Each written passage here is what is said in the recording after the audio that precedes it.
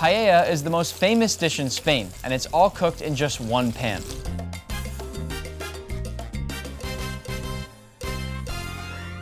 We'll begin by making our seafood stock. All the ingredients you see here are the foundation of a great paella. To begin, I'll prep my ingredients. Because we want maximum flavor, we're saving everything for this stock, even those onion skins. Let nothing go to waste. I'll make an exception for this part of the onion. Always has a little dirt in it. I'm not gonna spend too long prepping my ingredients here because they're all gonna melt down into our stock, but this is a very important part of the process. Here's my favorite component, the shrimp, and especially the shrimp heads. To this day, the best sauce I have ever made in my life was with a bunch of shrimp heads like this one here. I can't remember why I had so many, but I cooked them down in a pan with some garlic, some white wine, little salt, lots of butter. It made a sauce that I've never forgotten. Our ingredients are prepped, so let's crank up the heat. Add some olive oil to a pot over medium-high, and then add those shrimp shells and heads and cook for 2 to 3 minutes. You see this red liquid that comes out of the shrimp heads when I push them down? That is an indescribable umami bomb of flavor that you cannot create in any other way. The smell from just sauteing these shrimp heads alone is this robust, nutty, shrimpy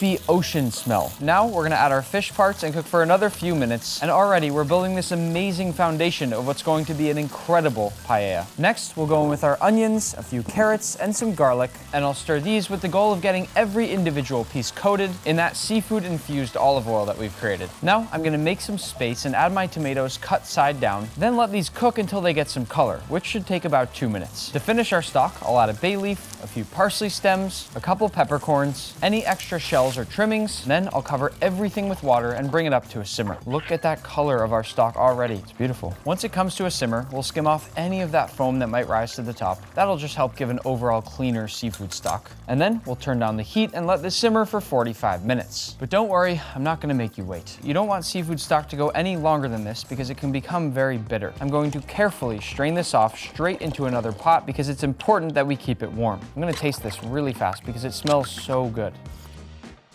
I could have that as a soup. To make the paella, which will be cooked in the biggest pan you've ever seen, we're gonna start by blooming our saffron. To do this, I'll crush it between my fingers and then add a few tablespoons of our hot seafood stock, which will immediately start to bring out all of that beautiful flavor and color. Just to show you that color that I'm talking about, since you can't see it as well through that seafood stock, watch what happens when I pour clear water over this. Once in a while, as a special occasion, I put a few threads in some hot water and I drink it like tea. I wanted to show you this because this is part of what's gonna give our paella that iconic, beautiful, orange-red color. Saffron is amazing. It's almost like nature's expensive food coloring. To prep my green beans, I'm gonna cut them all into thirds, and if you're looking at these and wondering where you'd get them, you can certainly substitute them for normal green beans. And then as for my red pepper, I'll cut it into strips. Fun fact while I cut this is that every color of bell pepper is the same. They're just different stages of ripeness. Green is the least ripe and least sweet, and red is the most ripe and most sweet. The more you know. To be honest, I only learned that recently myself. Now we're gonna grate our tomato. This basically turns it into a light and foamy tomato pulp. I think this is the first time I've ever grated a tomato. I've done cheese, sausage, potatoes, but never a tomato. Last, we've got these beans here, which are lima beans. But I've already cooked some, so we don't have to wait. I just wanted you to be able to see how much they actually expand. Paella is cooked in a large, wide pan like this one here, and you'll see why in just a few moments. Also, how cool is that spoon? To cook, we'll turn our heat to medium-high, then we'll add in our beans and our red pepper, and let these cook for 4 to 5 minutes or until blistered. Listen carefully as they cook for those snap, crackle, pop sounds.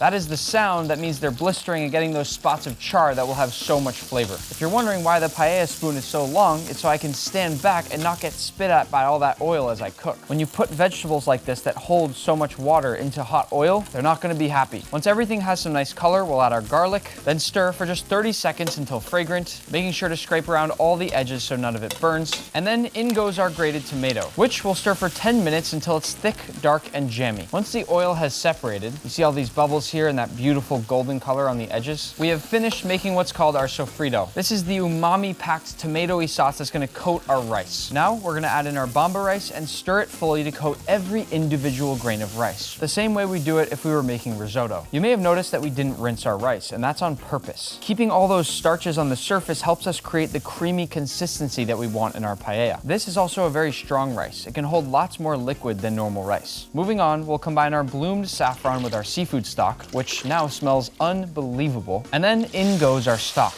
At this point, we also want to season with a sprinkle of salt. Spread the rice evenly and do it very carefully because this is the last time you get to stir it. Simmer for 10 minutes, rotating the pan occasionally for even cooking. Now, evenly distribute those lima beans, reduce your heat to low, and let this cook for 25 to 30 minutes, continuing to rotate your pan as needed until the rice rises to the top. By now, you're probably going to want to get in there with a spoon and taste it, but resist the urge and wait until it's done. The next step is to add our shellfish. We've got a few different kinds here, including those shrimp you saw earlier, as well as some mussels, clams, and calamari. We're going to nestle these into the rice. We don't want to just lay them on top. They should be partially buried so they steam in the liquid and release their juices directly into the rice for flavor. In just a few minutes, the seafood should all begin to open up, cooking, but more importantly, sharing each of their individual flavors with the rest of the paella. Once all the shellfish are open, we'll increase the heat to medium-high for 1 to 2 minutes and begin to listen for a gentle crackling and smell for a toasted aroma coming from the pan.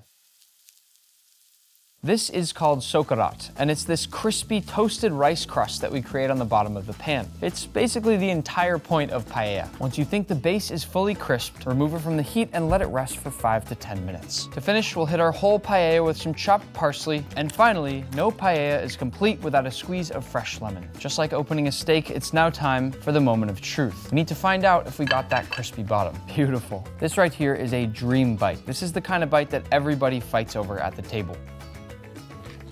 You hear that crunch? No words. That's so good. So maybe 3 words.